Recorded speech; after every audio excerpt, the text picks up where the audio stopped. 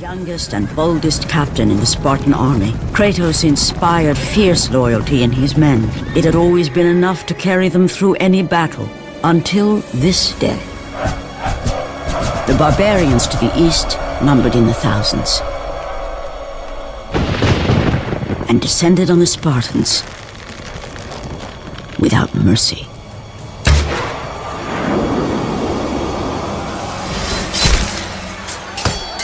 The battle lasted near hours.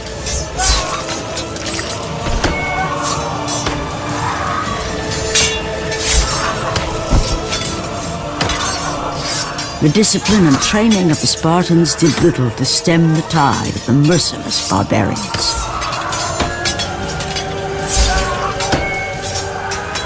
The soldiers faced a massacre, while their young captain faced the end of his brilliant career and his life. But to Kratos, victory was worth any price, even his soul. Ares! Destroy my enemies, and my life is yours.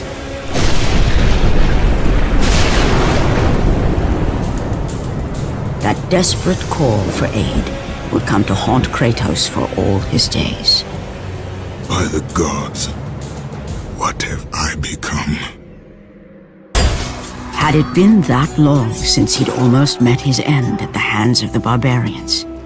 That long since he'd traded everything to save himself? Ares! The sky split apart, and the god of war stepped through.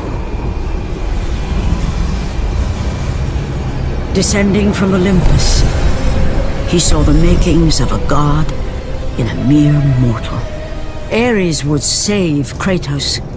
He would turn him into the perfect warrior, his servant on Earth. Only a simple pledge of loyalty was required. My life is yours, Ares. From this day, I shall carry forth your will. And his fate was sealed. As promised, Ares rescued his new disciple, bringing forth the power of a god, destroying those who would slaughter Kratos and his men.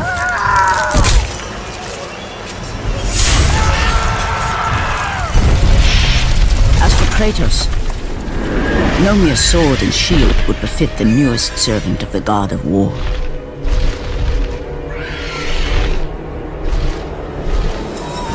The blades of chaos, forged in the foulest depths of Hades. Once attached, the chains remained so, chained and seared to the flesh, a part of the bearer's body, a permanent reminder of Kratos' pledge. In return, ultimate power. The rage of Ares exploded from within. But soon, he would learn the true cost of such power. A cost too high even for Kratos to pay.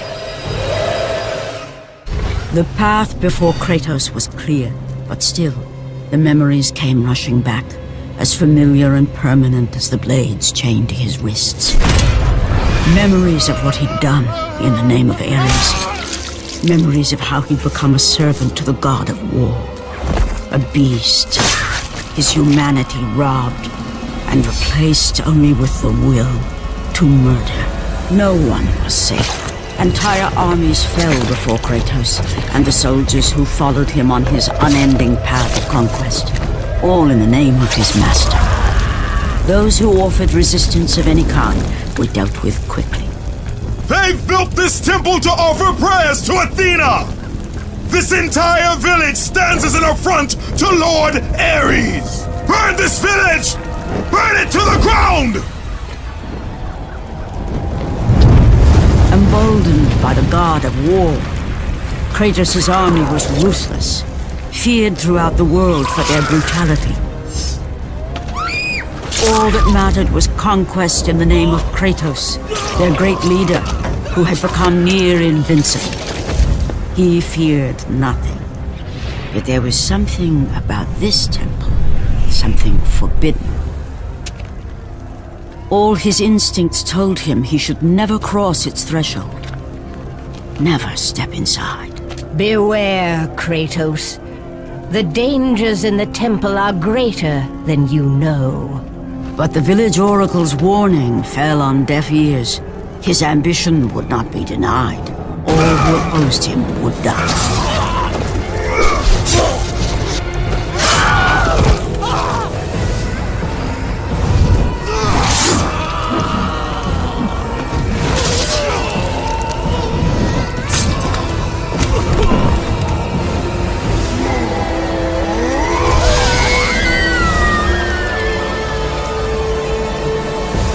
In that instant, the glory he had reveled in turned to horror.